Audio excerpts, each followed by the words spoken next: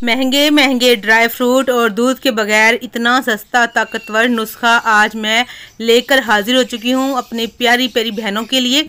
ये स्पेशल औरतों के लिए है, मर्द हजरात भी इसको इस्तेमाल कर सकते हैं, बच्चों के लिए भी ये फ़ायदेमंद है, मगर औरतों के लिए ज़्यादा स्पेशल है। जो मेरी प्यारी प्यारी बहनें थकी थकी रहती हैं सारा दिन और सुबह जब नाश्ता करने के बाद भी उनको कमज़ोरी महसूस होती है, सारा दिन उनसे काम नहीं होता, दिल करता है सोए रहें, घुटनों में, जोड़ों में, कमर में दर्द रहता है, स्किन जो है डल हो चुकी है, बालों का कोई मसला है, लकोरिया का कोई मसला है, आजकल सभी को जो है कमज़ोरी लगना, माइग्रेन, खून की कमी और आंखों की रोशनी कम होना, स्पेशल बच्चों का, तो इन सब का जो है आज मैं मज़ेदार सी आसान सी जो है स्पेशल सी रेसिपी बताऊंगी। अस्सलाम वालेकुम, मैं हूँ ज़ारा।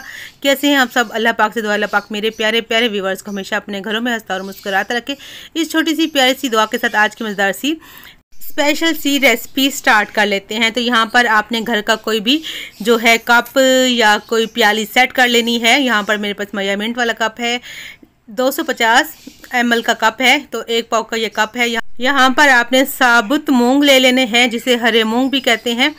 ये हरे मूंग जो है आपको किसी भी जो है बड़े जनरल स्टोर से या पंसार की शॉप से आसानी से मिल जाएंगे, बहुत सस्ते होते हैं, 300 रुपये किलो होते हैं और कहीं कहीं तो ये 200 जो है 80 रुपये किलो भी मिल जाते हैं। तो ये हरे मूंग जो है मूंग जो हम जो दाल बनाते हैं मूंग, ये वही है, ये छिलके वाली मूंग है, साबुत मूंग जिसके ऊपर छिलका लगा हुआ है, तो हमें छिलके वाली ही मूंग चाहिए। तो अगर आपके पास जैसे कि हम खिचड़ी में डालते हैं दाल वो वाली है तो आप वो भी ले सकते हैं। तो अब यहाँ पर 1.5 कप मैंने डाल दिया है मूंग, 1 और आधा कप यहाँ पर तकरीबन 1.5 पाव यहाँ पर हमारे पास दाल है। 1 पाव से ज़्यादा है, आधा किलो से कम दाल है। दाल को मैंने अच्छे से पहले 3 दफ़ा धो लिया है, छलनी में डालकर फ़ौरन इसको धोकर अपने धूप में सुखा देना है। मतलब आपने इसको भिगो कर नहीं रखना, 2 से 3 घंटे में दाल सूख जाती है क्योंकि हमने इसको भिगोया नहीं होता। तो यहाँ पर देखिए खशखाश को भी ऐसे ही धोकर मैं जो है स्टोर कर लेती हूँ, डब्बे में डाल देती हूँ, जब भी ज़रूरत हो तो इसको इस्तेमाल करती हूँ। और दाल भी काफ़ी ज़्यादा, तकरीबन 1 किलो से ज़्यादा है, मैंने धोकर जो है इसको सुखा दिया है। तो दाल यहाँ पर हमारी सूख चुकी है, 2 घंटे लगे थे, सूख गई थी। धूप काफ़ी तेज़ थी, अगर आपके इलाके में धूप नहीं थी तो जैसे कि मैंने बताया है आप पंखे के नीचे भी इसको सुखा सकते हैं। तो अब यहाँ पर दाल जो है मैंने 1.5 कप ली है। तकरीबन इसका वज़न, अगर वज़न की बात की जाए तो ये 350 ग्राम हमारे पास दाल है, 350 ग्राम या 380 ग्राम हमारे पास दाल है, आधा किलो से कम है, 1 पाव से ज़्यादा है। अब यहाँ पर आपने कढ़ाई ले लेनी है। कढ़ाई जो है आपने मोटे तले वाली लेनी है ताकि दाल जल्दी जो है जले नहीं। और यहाँ पर कढ़ाई में दाल डाल देंगे, आँच बिल्कुल आपने दम पे रखनी है। दम वाली आँच पर आपने इसको 7 से 8 मिनट या 10 मिनट इसको भून लेना है। यहाँ पर भूनने का टाइम कम ज़्यादा हो सकता है, वो इसलिए दाल ज़्यादा होगी तो ज़्यादा देर लगेगी, कम होगी तो जल्दी ये जो है भुनी जाएगी। तो यहाँ पर ड्राई रोस्ट करना है बिना किसी घी या ऑयल के, याद रखिएगा आपने। और मुसलसल आपने चम्मच चलाते रहना ताकि दाल कहीं से लग ना जाए, कहीं से जल ना जाए, ऐसा ना हो कहीं जो है कलर आ जाए, कहीं ना आए। और हल्की आंच पर ही अपने इसको जो है भूनना है, ऐसा नहीं करना तेज़ आंच कर लें। तो तेज़ आंच करने से क्या होगा, बाहर से कलर तो आ जाएगा, अंदर से दाल हमारी कच्ची रहेगी जो कि फिर अच्छी नहीं रहेगी। तो दाल को आपने भून लेना है एक प्यारी सी मज़ेदार सी अच्छी सी खुशबू आने तक, और इसका कलर चेंज हो जाए। पहले ये हरे होंगे, बाद में हल्के से जो है डार्क ब्राउन जैसे कलर इसका हो जाएगा, तब तक हम इसको फ्राई कर लेते हैं। तो यहाँ पर जो है 7 से 8 मिनट हो चुके हैं। तो दाल जो है साबुत मूंग जो है फ्राई हो चुकी है। तो अब चूल्हा बंद कर देंगे, मैं आपको चेक करा देती हूँ। ये देखिए माशाल्लाह से प्यारा सा कलर आ चुका है, प्यारी सी खुशबू भी आ रही है, माशाल्लाह से बहुत अच्छी खुशबू आ रही है। तो अब आपने चम्मच से थोड़ा सा 2-3 मिनट चूल्हा बंद करने के बाद मिक्स कर लेना है ताकि जले नहीं कहीं से, या बर्तन आपने चेंज कर लेना है। अब इसको कंप्लीट आपने ठंडा कर लेना है। इसके बाद मैं आपको दिखाती हूँ इसका करना क्या है।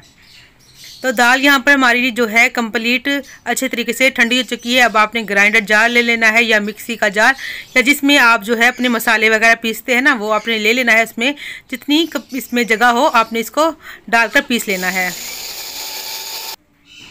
तो देख सकते हैं यहाँ पर जो है दाल बड़ी अच्छी तरीके से पिस रही है।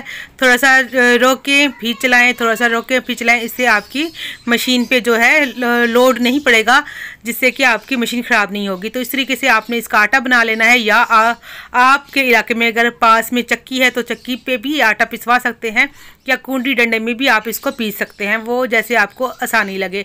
तो यहाँ पर आटे को छान लेंगे, छान कर जितना इसमें दलिया बचेगा या इसका जो मोटा मोटा से रह जाएगा दाल का, तो इसको दोबारा हम डालकर उसी जो है ग्राइंडर जार में हम इसको जो है पीस लेंगे। तो इसी तरीके से मैं छान लेती हूँ, सारी ग्राइंड करके फिर दिखाती हूँ आपको।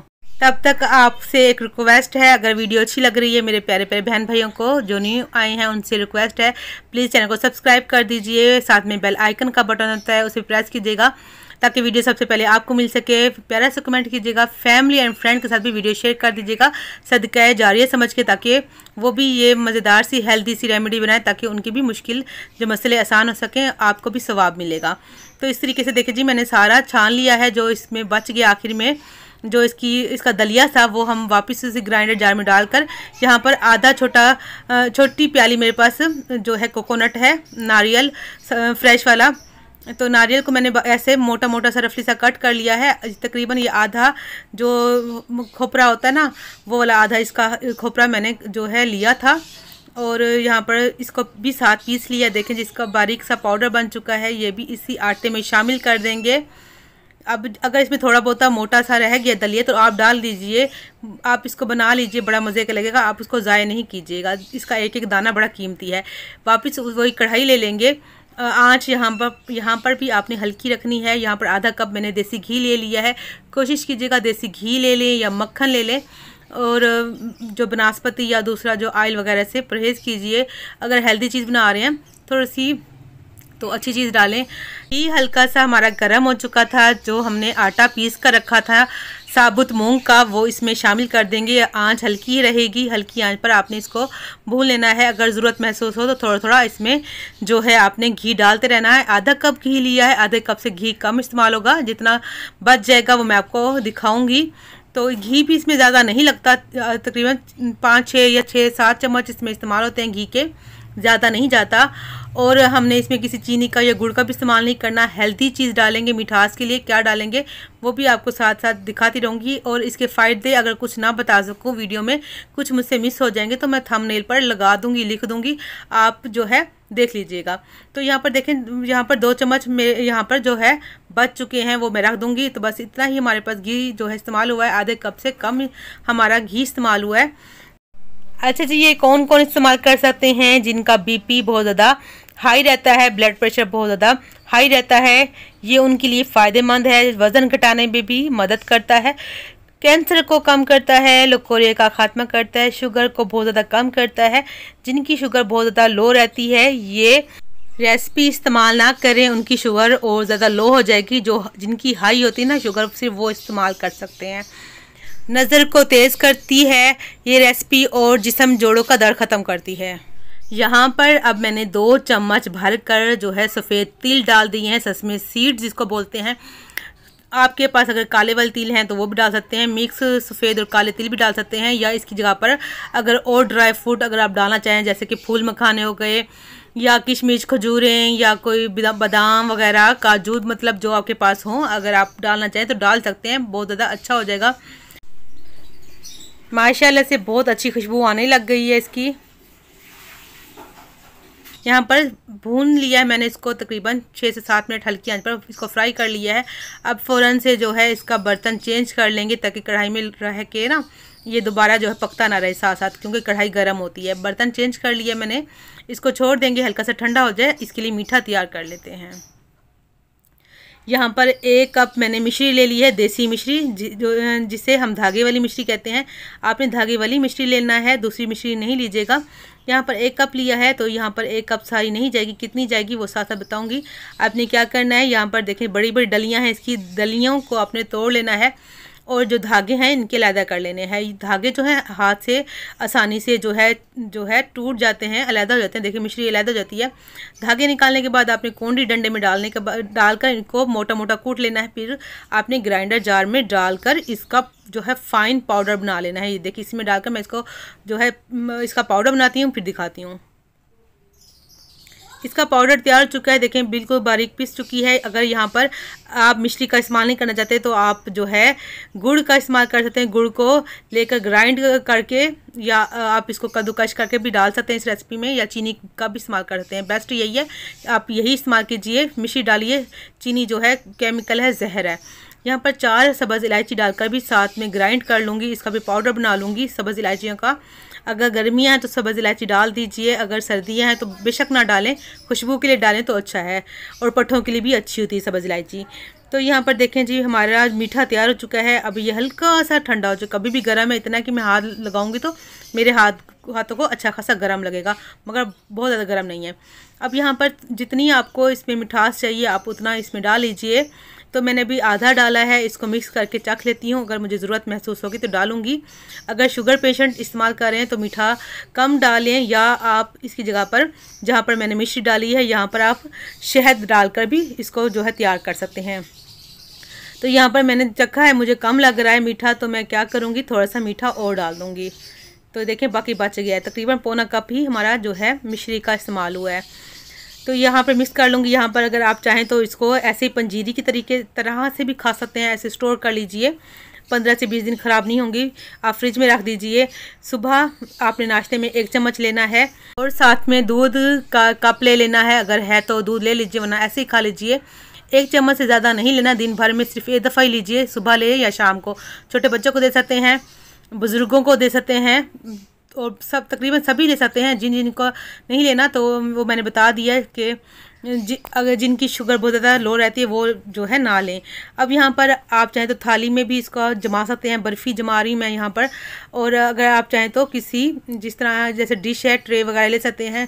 इसको थोड़ा सा पहले घी लगा लीजिए, ग्रीस कर लीजिए, फिर इसकी बर्फ़ी जमा लीजिए, या आप यहाँ पर इसके लड्डू भी बना सकते हैं, या जैसे कि पहले मैंने बताया कि पंजीरी की तरीके से भी आप इसको खा सकते हैं। मगर मैं ऐसा नहीं कर रही हूँ, एक तो दिखने में भी अच्छी लगेगी, बच्चे भी शौक से खाएंगे, वैसे भी देखने में अच्छी लगेगी। मेहमानों को पेश कर सकते हैं, बड़ी मज़ेदार सी लगती है। छोटे बच्चों को खिलाएं, अपने जो है बुज़ुर्गों को खिलाएं, खुद आप लाजमी खाएं। बहुत ज़्यादा इसका इस्तेमाल नहीं करना, 2 से 3 हफ्ते आप इसका इस्तेमाल कर लीजिए, फिर इसको छोड़ दीजिए 1 हफ्ते के लिए, फिर बना लीजिए। इस तरीके से आप बनाकर इसका इस्तेमाल कर सकते हैं। तो वीडियो अच्छी लगी तो वीडियो को लाइक कर दीजिएगा। तो यहाँ पर बर्फ़ी को सेट कर लिए मैंने, अब इसको छोड़ दूँगी ठंडा होने के लिए। 3 से 4 घंटे के बाद इसको कट कर लेंगे।